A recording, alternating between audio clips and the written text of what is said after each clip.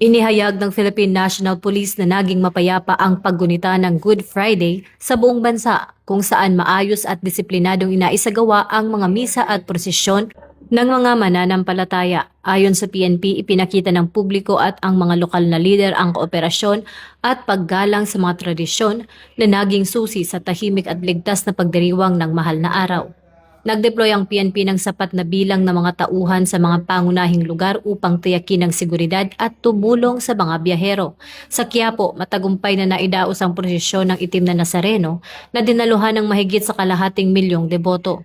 Patuloy namang pinaalalahanan ng PNP ang publiko na mag-ingat at sumunod sa mga safety measures habang nananatiling naka-full alert pa rin ang kapulisan para sa nalalabing araw ng Semana Santa. Ako po si Patrol Woman Sari Bernales, nagbabalita para sa Police News Network. At ito ang bagong PNP para sa bagong Pilipinas, serbisyong mabilis, tapat at nararamdaman.